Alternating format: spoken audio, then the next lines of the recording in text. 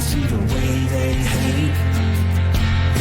And I know better than to listen to the people who are calling us slaves. I can feel the sunlight shining in. Well, good morning and welcome to episode 848 of the Lots Project Morning Show, where the coffee's strong, the opinions are stronger, and everything is always filter free. I'm Brian, your host, and it is July 28th, 2025. This morning I'm enjoying a fresh cup of Guatemalan light roast from foodforestfarms.com because life's too short for bad coffee. At Food Forest Farms, your beans are roasted by real human hands using a clean stream air roaster. More than just a customer, your family. Get 10% off with code LOTS10. That's LOTS10 to save 10%. And shipping is always free. While you're there, check out the C4 Club for even more awesome perks. Today, we've got another packed show, a major step forward with our cabin build as the roof goes up, the launch of my new Bitcoin Preparedness and Recovery Kit that you can check out now, a breakdown of the Privacy Killing Genius Act, and some surprise visitors at our site, plus a pergola build that might have gotten a little frustrating. Grab your coffee, smash the like button, and let's get started. Good morning, good morning, good morning. How is everyone today? Hope you're doing all right. Pip says good morning, humans, and happy Monday. Happy Monday to you, sir. Always good to have you around. Good morning, Mike's Homestead. Thanks for stopping in. Appreciate you. As always, Pip says it's time for coffee. I agree. About 3/4 of a cup in for me. Topped it off before I hit go, and man, it's good this morning. The light Guatemalan is sitting right this morning. I got a pound coming up here, almost through the pound of light Guatemalan. And I got a pound of Ethiopian waiting for me. I love that light Ethiopian from Food Forest Farms. But really, any bag that I got in the cupboard from Brian over at Food Forest Farms is definitely enjoyable in the morning. So you should check him out over at foodforestfarms.com and use that discount code LOTS10, 10% off. Give it a try. Even if you give it a try and just see what you think. It's worth the extra money. Good morning, Rewilder Life. Thanks for popping in. Was just reading a little bit more about the Walmart random stabbing, and that was in Rewilder Life's neck of the woods up there. I guess she may have known some of the victims, I think. So we're talking about that right after it happened, and then obviously it's gone viral over the news cycle, and the fact that a good guy with a gun stopped a bad guy with a knife and all that jazz has made the story pretty popular. But the question I had right off the bat was, how do 11 people get stabbed? And we came to the conclusion after a while that most of the people that ended up getting stabbed or getting injured in this were older and not nimble and the such. Like, it took place at a Walmart, and all I'm picturing is how much room and how many things you could use to defend yourself, even if you didn't have a pew on you. How many things you could defend yourself with, and how many places there were to hide once a couple people were screaming. I mean, like, chaos ensues as soon as one or two people end up getting stabbed, I would assume. But I don't know. I wasn't there, so I can't definitively say. But it does make sense that maybe some more older folks were caught up in the mess and couldn't escape the chaos. So I think she mentioned that some folks were standing in line for the pharmacy, and bam, it happened. So. World's a crazy place. Keep your eyes open and head on a swivel, and be ready at any time to be prepared to defend yourself if you have to. So anyway, let's get moving on. Been hot here, and I'm glad we got done what I got coming up here in the first topic. The roof is up. The roof is up for our cabin build. Posts, roof, and trusses happened all in the last week since I talked to you last Monday. I think last Monday we were tentatively on the schedule for the week. I had sent the installer videos of getting in and out of the road and the driveway and such to see if he thought he could get back there. I think it was Tuesday night. We met him out there. He just went ahead and brought a trailer with a skid steer and attachments and the such, and then also behind him came a guy with a trailer with all the material for the whole build, and we went for it. He dragged his trailer back there. He didn't have too much of trouble. I think he ended up putting his in four-wheel drive. Didn't really end up needing the four-wheel drive, and then the guy hauling all the material, it was a little heavier. He was in four-wheel, but they got back to the site. They were able to get turned around and get out of the site. Funny little thing when the guy, so I had met Ben before, the installer, at another job he was doing for a couple of friends of mine. So I'd met him. I had talked to him on the phone. I had text messaged him and talked to him when he first came into the road. I didn't know that the other guy was coming, so we talked, and then we drove back. And he's like, "Oh yeah, I got the other guy's going to be here soon." I told him to just keep driving. He can't drive any farther because we just parked in the road because there's nobody else that uses it. And so the other guy, we hear him coming. He's got big diesel. He's dragging the trailer back to the site. It's like a half a mile back on the dirt easement road. And he rolls up and he gets out of the truck and he's like, first thing he says is, "Who are you hiding from?" And I'm like, that's the perfect question I want people asking when they visit where I am is who the hell I'm hiding from. And I basically said everybody and anybody, not necessarily anybody in particular, but the more I can be away from people, the better. So we picked a good spot. If that's the first question that he asked when he showed up. But they were able to offload all the material and get the material up the driveway with the skid steer. And they dropped everything off. He did a little bit of clearing that night with the skid steer. The site had been leveled, and our guy Mario did a fantastic job leveling the site. He was really happy with the dirt work and the prep work for the build site. But they just needed a little extra room for assembling trusses and whatnot. The trusses came in two pieces, and the guys put them together on site, so they needed some room to spread those out since they were 24 foot long. So he knocked down some brush and cleared some area, and he's like, "Do you mind if I do that?" I was like, no, go ahead. I got to do it anyway, and that looks a hell of a lot easier than the weed eater or a machete. And so he cleared some spot. And then, so then they were set to go the next morning. Corey took the day off. We went out, and she wanted to watch the whole installation process, as did I. I was really interested in doing it or watching it. And it was going to be hot, man. She was concerned that the guys weren't going to be able to work all day in the heat. And then, I mean, it was hot. I think the heat index was pushing 110 that day. So Wednesday we got up and we got out there. We met the crew out there. We got there about the time they were just rolling in, and they got to work. And man, they laid it out and went to town. They used skid steer to drill the holes. 6x6 posts.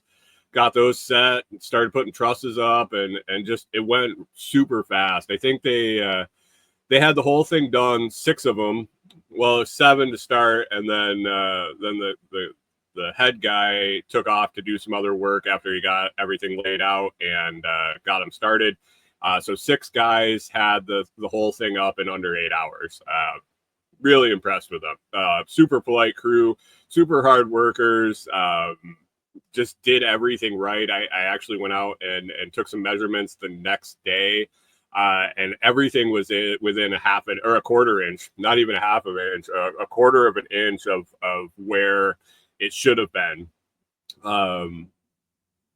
and that was probably more variations in the 6x6s, because I actually put a tape on some of the 6x6s and they weren't super consistent in size. I mean, consistent enough at a 6x6 if they're within a quarter inch. But every post was set within a quarter inch of where it was supposed to. So super impressed, very, very happy with the whole job. The guys were, like I said, they worked their ass off in that heat. Couldn't be more happy. So that's done. And now on to the next step is going to be hanging a floor in there. I'm going to use some going to hang some girders and some joists and throw a floor in it, and then frame up the outside, get the windows in, and then we'll be getting the metal siding and purlins again from the same company. And getting those on, and once that shell's in, we'll move on to working on the inside and installing electric and water and whatnot. So, morning, Hunter. Thanks for popping in. Wow is a good thing to say. The way to describe it. All around, just the whole experience with those guys. No problem getting in and out. He dragged a 32-foot job trailer in the second morning and out the following morning, and some of the dips on the road, like the down and then back up, and he ended up like actually dragging his trailer on the ass end of it. And he told me he bought a trailer, super heavy duty ass end on it, so he could do that. He says he routinely will have all the tires off the ground since it's so low and it's so heavy. So he didn't mind doing it, but there were a couple of the dips where he was the trailer was just dragging on the ass end of it. So appreciate them doing that. I'm gonna talk to them about ordering some lumber through them, and hopefully wrangle them into delivering and then taking the lumber up the hill with the skid steer, because that worked pretty slick. And instead of trying to drag it up our driveway on a trailer and offloading it by hand, it would be fantastic to take it up there with a skid steer. So happy, excited to move forward. It was 12 weeks, almost 12 weeks to the day from when we ordered and paid for the material to when it got installed. Estimate was 8, so an extra month of waiting and wondering if they were even going to be able to get in there and out of there, and it all worked out great. So excited to move on to the next step. That's about it. On the update from the cabin build. Just want to let you know today's episode is brought to you by the Blockstream Jade and Jade Plus. As always, it's my go-to Bitcoin hardware wallet. Whether you're just getting started or looking for extra security, the Jade gives you an easy open source way to keep your Bitcoin safe. I personally use both versions, the Jade and the Jade Plus, and I love the improvements that the new Jade Plus brings with a bigger screen, upgraded controls, and optional metal case. It's sleek, reliable, and still affordable. You can grab yours at store.blockstream.com and use my affiliate code, The Lots Project at checkout to support the show and get yourself a decent discount.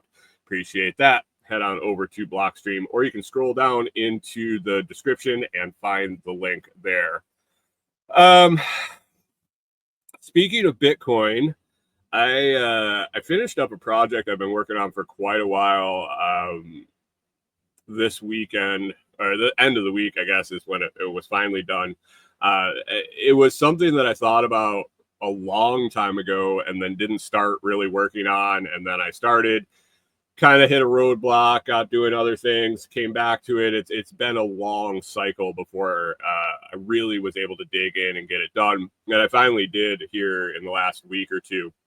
But tons of time into this project. I came up with a what ended up being titled Bitcoin Preparedness and Recovery Kit. Basically, I wondered what would happen if I dropped dead randomly. Basically is how this came about. I knew a couple people that in a short period of time died very unexpectedly, way younger than they should have, just randomly. And it got me thinking about Bitcoin and how secretive we are, rightfully so, but with our seed phrases, with wallets and everything. Uh, it made me wonder, would anybody even know that it was there? And if they did know that it was there, would they even know how to access it? Would they know where to find my seed phrases? Would they know what wallets I use? Would they know how to do anything about it? And that got me personally trying to figure out how to document that for myself. And I realized that there wasn't really a product out there that helped people do this. So that's the road I went down, and I started kind of researching what the best methods for this was, and how to put it together. And I came up with this in the end, the Bitcoin Preparedness and Recovery Kit. And basically, it's a 17-page PDF that you print out. It's not online. It's you buy the digital file and you print it out, and you fill it out, and it really documents everything to help whoever you pick, and you kind of pick a trusted contact, trusted contact. It gives you an easy way to lay out all your different sources of Bitcoin, whether it be wallets, whether it be exchanges. It gives you a place to document your seed phrases and special instructions on the different recovery. Really gives you just a wide variety of places to document everything. I think I covered everything I could have. Multi-sig key maps, where the keys are. I mean, this is all stuff you're not going to send to the person that you want recovering it now. That would kind of defeat the purpose of keeping it secret. But basically, in the end, there's a letter that you can send to the person that you pick to handle all this. This isn't a will. This isn't anything like that. But, here's a notification that I have this kit. I have all this information. If something happens to me, know it's there. Know I picked you. And walk through the steps. And it really walks them through in a way that doesn't require them to have a lot of Bitcoin knowledge. And that was my fear was, Corey knows about Bitcoin. Corey knows that there's plenty of people that would help her figure it out if she needed to. But simple instructions. And then also there's a place for you to list some trusted people that they can contact. People that you are confident aren't going to rip them off or scam them or do nefarious things in helping your trusted contact or family member who you left in charge of your Bitcoin. So I don't know. I listed it over on Gumroad. I've had a Gumroad account for quite a while. I just messed around over there with some digital products, and excuse me. It's a really interesting site. You don't need to make a login or password or anything like that. You basically go to the product page. You say, I want to buy this, and you can use PayPal or a card. Excuse me. And I just put it up there until I can get a shop back up on my website, or I got some things cooking with some more Bitcoin related things and possibly a new site. So maybe I'll just have a store on there and sell some Bitcoin related stuff. But Gumroad, you can set a price, and then you can also set a pay what you want.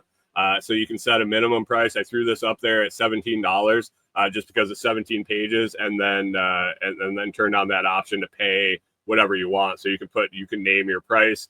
There's also places there to drop a tip when you buy the digital file, and it's just going to be delivered in a big zip file. There's a README, there's an introduction, there's a table of contents, And then there's a document where it's all together, all 17 PDFs. I believe it might have ended up actually adding a couple at the end after some optional ones. So it might actually be more like 19.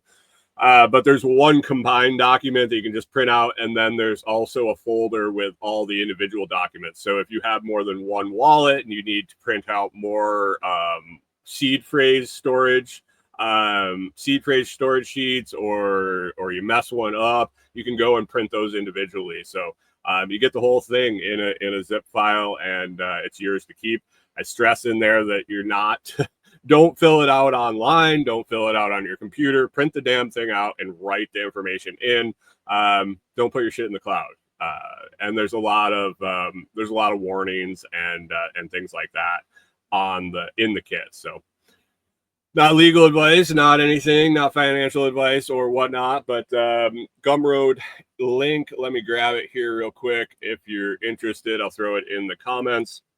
It's also in the video and audio descriptions. If you would check it out, if it's not something you need, but you know a Bitcoiner that definitely could use the resource to document their stuff, so they're not going to lose it in case of accidental death or incapacitation, it would be a good thing to send on to them.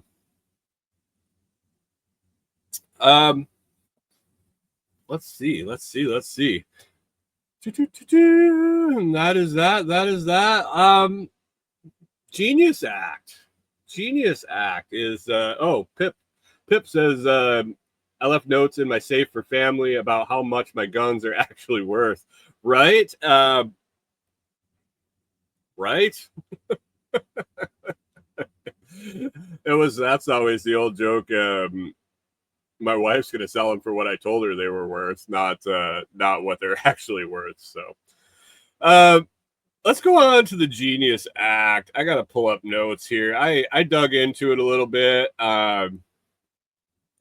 They really touted this as clarification for crypto, is what I saw.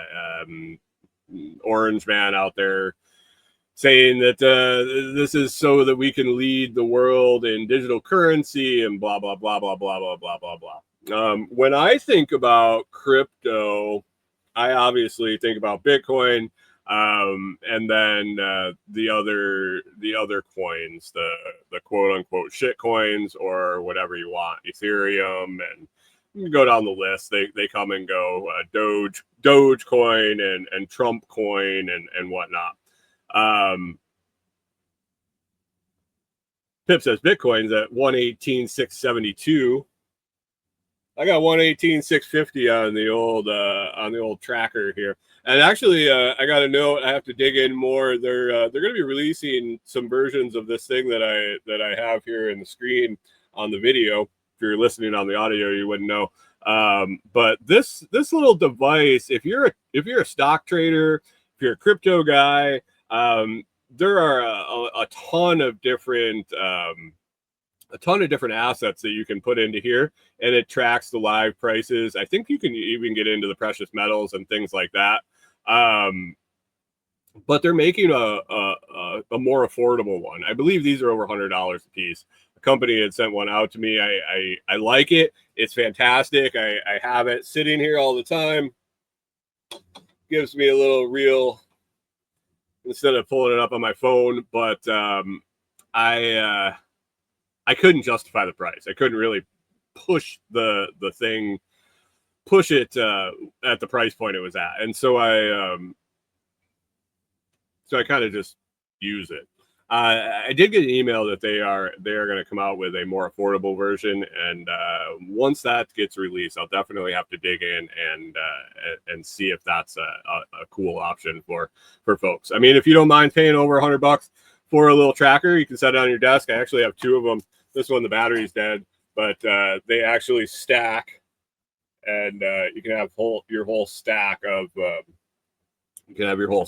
assets there. So controlled in a mobile app. But anyway, back to the Genius Act. it's all about stable coins. And stable coins are what they are. They're stable. They're tied to an asset. It's basically digital. If it's tied to the US dollar, it's basically the digital version of the dollar, is what a stable coin is. How stable the US dollar is, I mean, at least it's not fluctuating like some swings in Bitcoin, I guess is why they would call it a stable coin. But the Genius Act's a new federal law aimed at stablecoins, but it's I think it has much deeper implications. I think it has more long-term or near to long-term effects that are gonna come out of it. On paper, it regulates digital dollars, but really in practice, I think it might be paving the road for some programmable, trackable monetary future.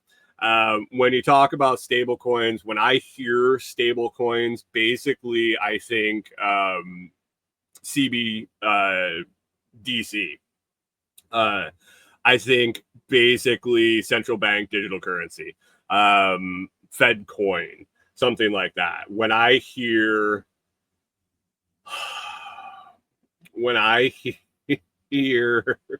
stable coin, that's the thing that pops into my head is the going away from cash in the United States and going to a central bank digital currency. But what the Genius Act actually does, these are the facts. It was passed on July 18th, 2025 with bipartisan support. It regulates payment stablecoins like USDC style tokens. Basically, if you were looking to hold money digitally, back in the bull run in like 2017, when prices were going crazy, prices were going through the roof, and dropping back and forth, and you wanted some money on an exchange, but you didn't want to keep it in Bitcoin because you were watching prices on, say, Litecoin. You could put it into a stable coin, which was pegged to the dollar, which basically day to day changed very little in value, and you could wait for the dip and buy the dip. This is stuff that I'm out of practice in because basically now my crypto strategy is buy Bitcoin and fucking hold it. I'm not buying and selling. I'm not trying to play the markets. I'm not doing any of that. So I'm really out of practice with stable coins. But basically, that would be a function of a stable coin. A business might be more inclined to take a digital currency if it was a stable coin, fearing that they're not going to get paid and then lose or gain value instantly. I don't know why they'd be afraid of gaining value, but they're not going to have to worry about dips and things like that. So there are some utilities for stable coins. This bill, it makes for a one-to-one reserve in US dollars or treasury reserves for any stable coin. Basically, they have to prove through monthly audits and public documentation that they have on hand the funds to back the stablecoin one-to-one. So no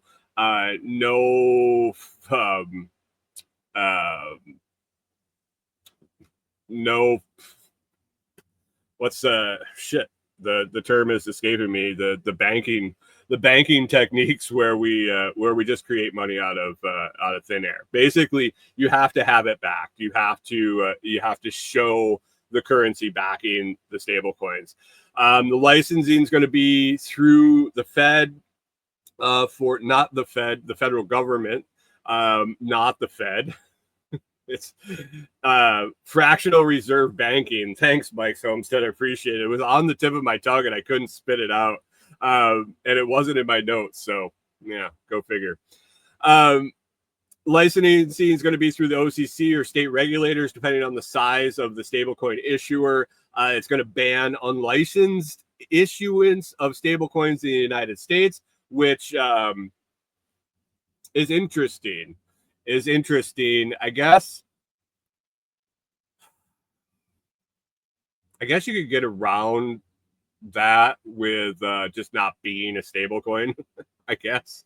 And it bars stablecoins from offering interest or yields to users. Basically, it's just going to be like holding dollar bills digitally, is what they're trying to dial in from what I can see.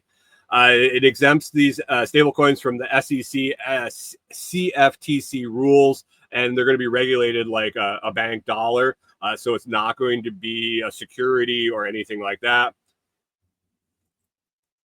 Thus, the no making interest or profit from holding it. And it applies to these apply to foreign stable coins also, if the coins are being used by U.S. users. It grants the Fed and the Treasury enforcement and supervisory power over the stable coins. So that's what the bill actually does.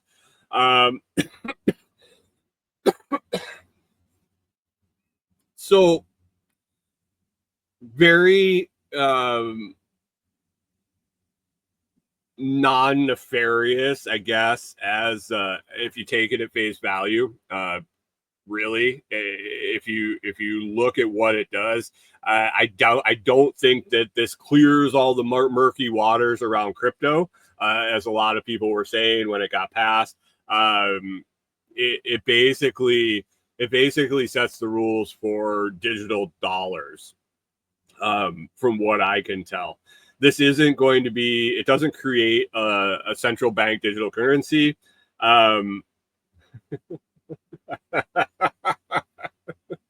Hunter says, cue the big pharma ad music. Are you tired of unpredictable highs and lows of the Bitcoin? Sleep easy with our new Fed coin, a stable coin. Don't use if you're allergic to Fed coin.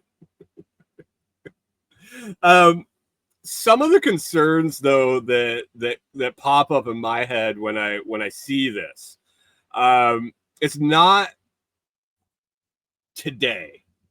It's not out of this bill, but really, I think it's laying the groundwork for that CBDC, laying the groundwork for the central bank digital currency, and with that goes away all the privacy that cash offers. We all know that you can track bank accounts, you can track credit cards, you can track debit cards. Now imagine if your cash was digital and everything is tracked there. Not that anybody should ever do this, but you transacting cash, there's a lot of things that don't need to be reported. There's a lot of things that you should report. You should report all income transactions and blah, blah, blah. But cash is cash. Cash, it is between you and me, and that's it. It's anonymous. It's great. But if we went to a digital central bank digital currency, if we went to a digital dollar, it really sets up a mass compliance infrastructure where it really sets up. This is starting to set the rails for that through the regulations of the people that issue it. And who's to say that the government doesn't choose one of these stable coins to just be the new dollar, the new currency of the United States? There's no anonymity in any of these stable coins. Every transaction is going to be tied to your ID and reporting. There are requirements in there. It didn't end up in the notes, but when I was looking at it, there are KYC. There's a KYC notations in the bill, that's all happening with these stable coins. So you're going to be tied to that account, just like they have pushed with all sorts of crypto. It's got the potential. The stable coins have programmability potential, where if your social credit score, if your social credit score went below a certain point, they could freeze your assets. Hunter brings up right here, right on cue, the bright side is I wouldn't get bench warrants for tickets anymore because they just take it out of your account. or they'd freeze your account, or they would limit what you could spend, or they could blacklist you from earning. There is a potential there. And this isn't saying that it's going to happen. This isn't saying that this is the future. But it if we can imagine it, it can happen. And with power comes corruption. And when these options are available, it gets really tempting to use them for your benefit. It's also going to, this is setting the groundwork for normalizing identity-based money. It really is getting people accustomed to everything being tracked. Really getting people used to the idea that their cash is now not anonymous. Their cash is now tied to their ID. They've done a really good job of the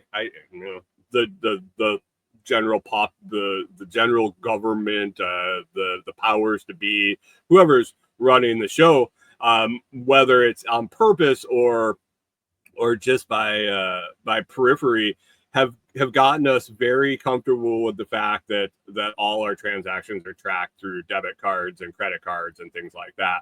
And there's a lot of people that just haven't used cash. I've talked to some younger people. There was a couple kids I worked with, and this was way back, that really had very, very, very little experience with cash. They never had worked. They'd never mowed lawns or babysat or done anything like that where they got paid in cash. They never had a piggy bank with cash in it. Basically, from the time that they knew, and these kids, I mean, they were 18, 3 or 4 years ago, 4 or 5 years ago. They had just got a debit card, and their parents would put the money on the debit card. They never really handled cash, and I was like, wow. What a change from when I was a kid. I know I'm old and whatnot, but this is taking the next step to normalizing that identity-based money where everything is tied to you, trackable, and not good in my opinion. Programmable is the scariest part. The tracking is what it is. It's not right. I don't agree with it. I don't want to see it, but the programmability is the programmability is the scary part, where they can just turn it off, limit it, or keep you from earning or getting deposits. Rewilder Life says, wait, parents just give kids money. Oh, yeah, that's nothing new. I had plenty of friends that their parents just handed them money as kids. I did some stuff for mine, I suppose. But yeah, on my notes here, I had how it could lead to CBDC. I think we touched on that a little bit. This doesn't create a CBDC, but it builds the regulatory and the tech groundwork for issuing one. It establishes the regulated issuers, the identity-tied transactions, the real-time compliance and government oversight. That'll all be used during the rollout of a CBDC. And if the digital dollar is introduced, it would likely ride the rails of the Genius Act and just get codified. So, was this a big deal? On its face, I don't think it did a whole lot in the crypto space, unless you're looking to hold digital dollars. But I think it really sets the groundwork for some future expansion or adjustment of the bill. I think it lays the groundwork for what's to come. I did also look into what kind of CBDC related bills are in Congress or are kind of getting worked on. And there's some interesting stuff here, and some decent privacy based stuff. Whether it comes to fruition or not. There's the eCash Act. which it proposes a treasury issued digital dollar. So this is not a Fed. It's not the Federal Reserve issuing the dollar. It's a treasury issued digital dollar, which was designed for offline, private, and hardware-based use. It's supposed to mimic cash. So there's no blockchain or no ledger. And I'm really curious how this works. It must be like a card or a chip that the digital dollars go onto, but it's not identity based. It sounds really like a no KYC Bitcoin, just a random wallet that you're in control of. It sounds like the general population would be very scared of this because they wouldn't be able to. There'd be no customer support, or then they'd be responsible for their own digital cash. So I don't know how far that'll go. They'll be screaming. But what about the dumb people from the outset in this one?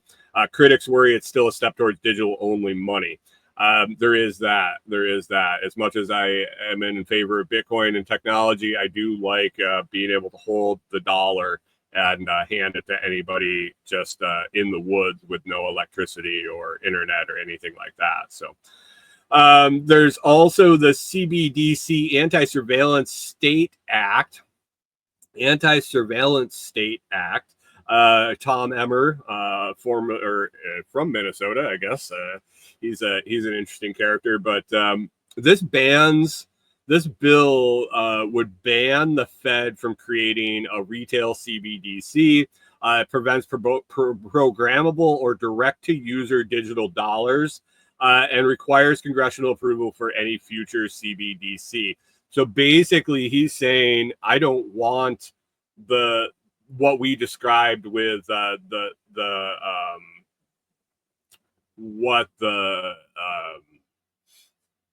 I fear the Genius Act is going to roll out. He wants the non-Fed coin. He wants the anti-Fed coin. He wants a private. He wants to ensure that the surveillance state isn't going to get into your money. So that would be the CBDC Anti-Surveillance State Act. That's been proposed twice, I believe now. I think when I was looking it up, it was 2023 and 2025 that's been proposed, and we'll see if anything goes with that. There's also Federal Reserve CBDC research and Fed Now. The Fed is actively testing the CBDC pilot programs. Fed Now is already live, real-time bank settlement infrastructure, and it could be repurposed or paired with a CBDC in the future. So they are actively working on FedCoin, quote unquote FedCoin. So they're working on it. They're already testing it. It is live at this moment. Mike's Homestead says the Fed is stupid. It will just be some other group, the Treasury. Right. Well, I mean, it will. Anything in government just is, it's government. They can't help themselves than taking power and control. And then there was also the Restrict Act 2023-2024 carryover. National security bill targeting foreign tech. Broad language could allow blocking privacy coins or non-compliant wallets. This goes back to the Samurai wallet and Wallet of Satoshi and things like that.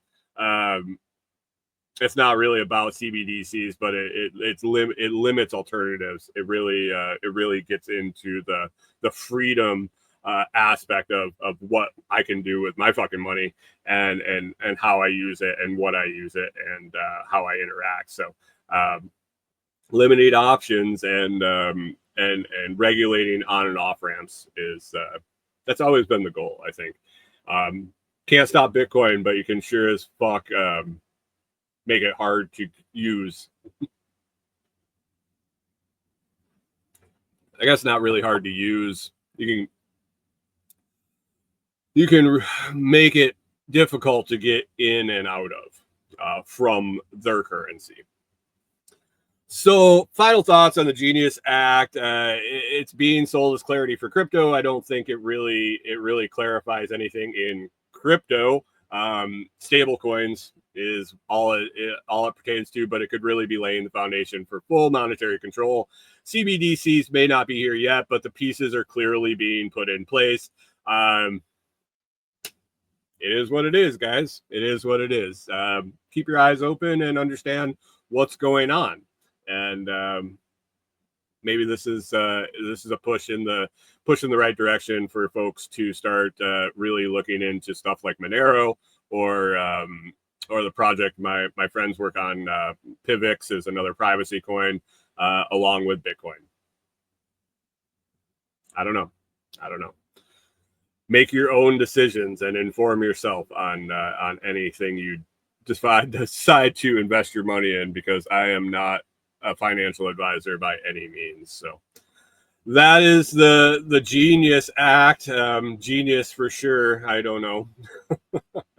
This orange man, he's got some marketing folks in his camp for sure, with the names of all these stupid bills and acts and things he comes up with. They were pretty cheesy all along the line here with government, but he's taking it to the next level with Genius. What does Genius stand for? I saw it's guidance. What the hell was it? It was nonsense. Let me see if I can find it real quick in my notes here. I'm guessing it's not there.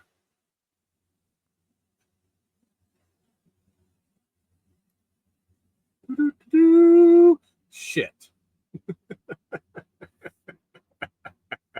I don't know. Somebody can look it up if you got a chance. It'd take me a second.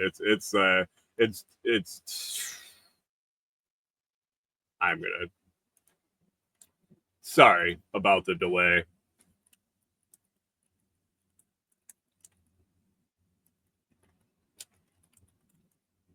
I read it and kind of chuckled.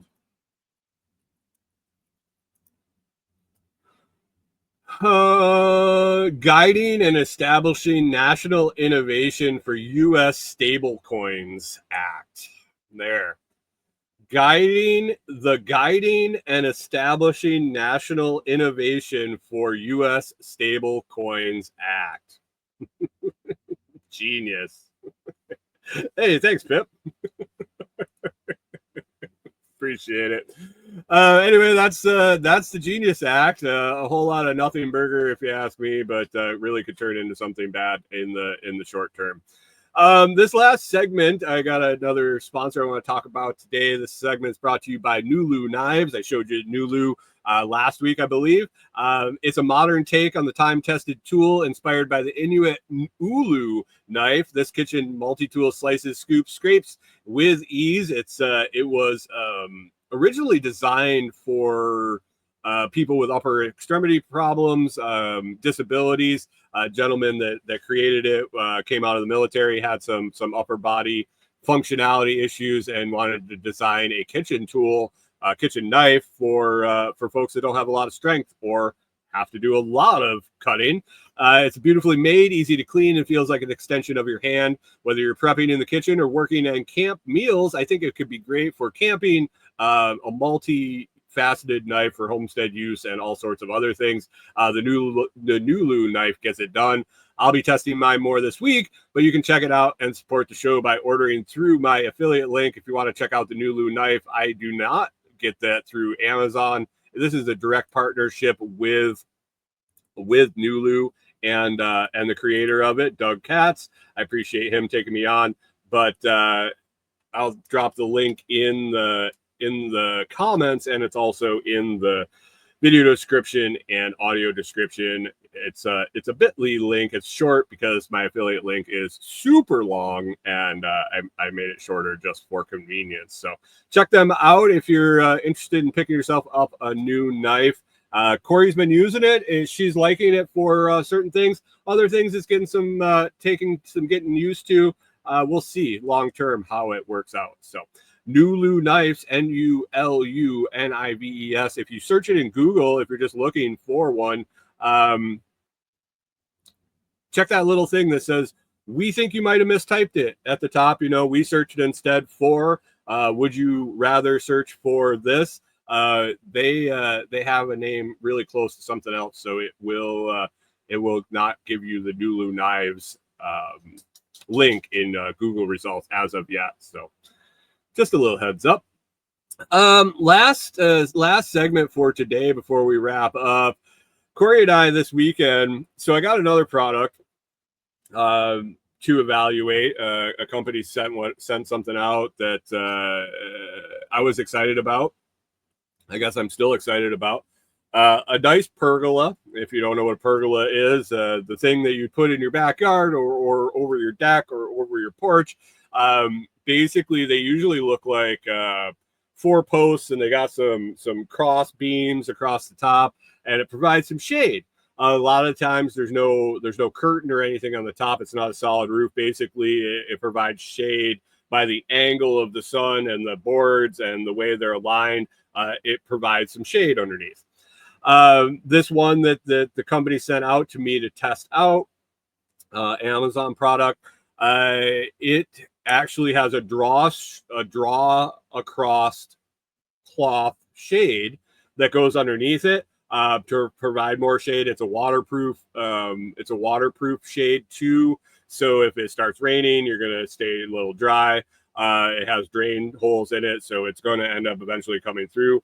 But had to put it up. I had to put it up so we could tell what it was like, and if I liked it, if I thought it was quality, if it was easy to install, things like that. So Corey and I took this challenge on this weekend. We decided we were going to do it on Saturday afternoon. From the things I could read, it should take 2 people a few hours to do it, and they said a few, so I'm not sure if that meant 3 or 8. But anyway, we decided to go after we did our grocery shopping on Saturday. So we got out to the property at like 1 in the afternoon, hotter than hell. It was definitely the height of the heat for the day. I think it was well over 100 in the heat index. Fortunately, we had the new roof that was installed earlier in the week to work under and had some shade. That was a lifesaver. When we got out there, though, we noticed something up in the cabin build site. There were cow patties all over. There were piles of cow shit, several places, and including under the canopy. So literally, the cows had been walking in our new house, in our new home, and just shitting everywhere, like they do. But found a bunch of cow patties, heard the cows kind of mooing off in the distance, and I had seen some cow shit over by Tim's cabin one day, and I just assumed like one cow had gone rogue, had gotten loose. There are people that keep cows in a couple different directions from the property, so I figured there was just one random cow just wandering around in the woods that had gotten loose.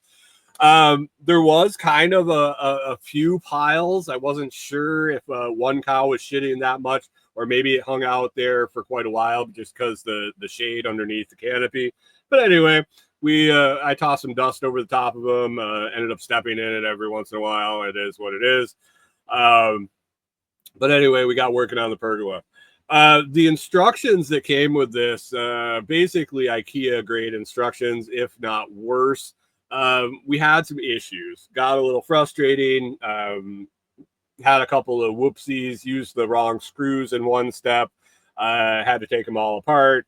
At one point, we had assembled it kind of backwards to where it had to be, so things didn't line up. Wasn't very clear in the instructions. There weren't a whole lot of words in the instructions, so if you weren't really paying attention to the details of the diagrams, which weren't that great either, mistakes were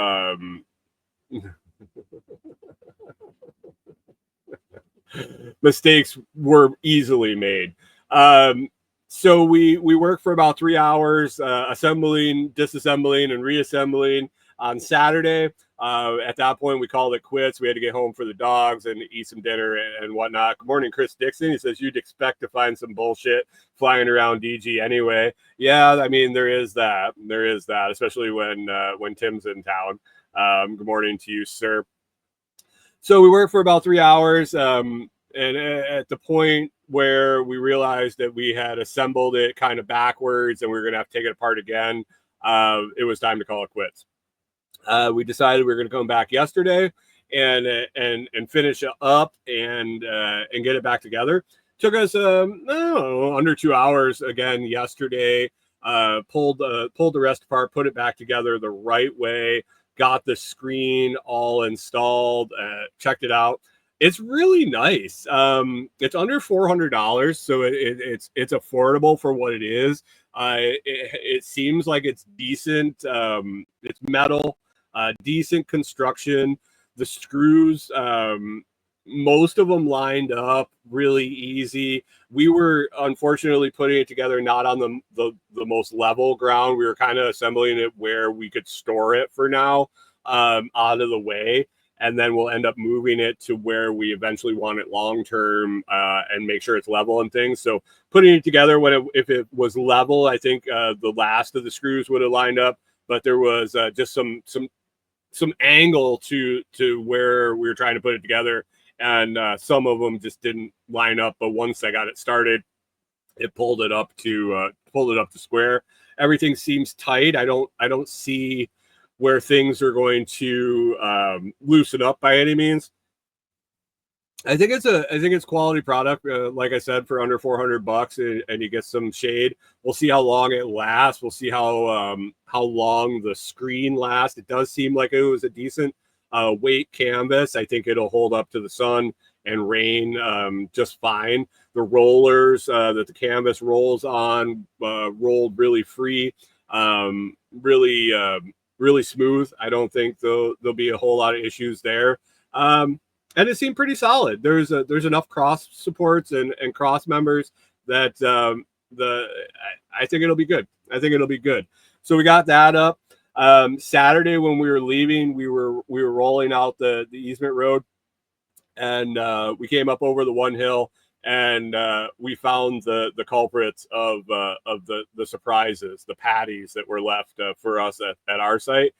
There was about a half a dozen, 6 to 8. Head of cattle just hanging out in the woods along the side of the easement road.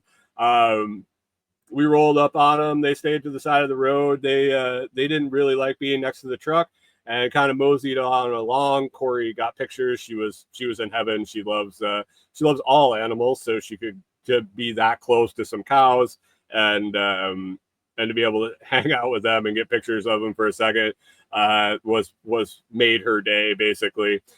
They moved along. They moved back towards our spot, and Jamie at the end of the road there, he grabbed his kid and they ran down the road and found them further past our driveway, and they went on their way. When we went back out on Sunday, we did hear them mooing in the woods. It seemed like they were a little further away. I don't know if they ended up making it home to where they're supposed to be, or if the person realized that they had lost a half a dozen cattle. But we'll find out. One thing is, once we're out there and we have a freezer, I don't know how many cows are going to want to go wandering through there. I like beef. And I don't know if it's considered cattle rustling if they come to your place and don't end up leaving. Wilder Life says the best way to have cows. Pip says free steaks for DG workdays. We just need to make sure we invite butchers. Make sure butchers come, and we'll have steaks. But they didn't look all that fat. They were adult cows, definitely cows, big old udders hanging down. So I don't know. We'll see how that progresses. I've heard them when I've been out working. I don't think they're all that far, even when they're contained and at home. But we'll see. how much they're around once we get moved out there. So excited about the progress there. If you want to keep up with what's going on with us and the whole Lots Project community during the week, we only do Monday shows. If you want to keep up during the week, you can head on over to the Telegram group. That's pretty active at t.me/LotsChat. That's t.me/LotsChat. Come and join the conversation over there. Talk about all sorts of fun stuff and get a little goofy. And sometimes we're serious and just keep up with people's day-to-day and what's going on in their lives. This week I got a lot of video catching up to do. I got a lot of planning. We got to get a ton of material for the next step, hanging the floor and installing the floor and framing out the walls of the cabin. So that's a big material list that I'm putting together, and a big old price tag, by the way. Holy shit, lumber is expensive. Anyway, that's going to be the week working on that. If you would go check out the digital or the Bitcoin Preparedness and Recovery Kit over on Gumroad, and if you know anybody that needs that, definitely shoot them the link and recommend that. That would be fantastic. You can also support the show and what I do if you go to and use our affiliate links over at thelotsproject.com. If you're shopping on Amazon, you can just click the banner on the homepage, do your shopping there, and then I'll earn a little credit for everything you buy on that trip. Or you can go to the product review page, check out all the stuff that I've been reviewing. More to come this week. Blog posts coming for some more products. Click the links in any of those. They're all affiliate links, and I get a little credit for the things you buy. I appreciate everybody listening. I hope you have a fantastic week. It's been hot here. We got one more hot week. Then it's supposed to drop off a little bit, at least for a few days from what I can tell in the forecast. But it's going to be another one hot here. If you guys are experiencing hot weather, be sure you take care of yourself and drink lots of water. Other than that, make it a great week. Get all your stuff done, and we will talk to you next Monday.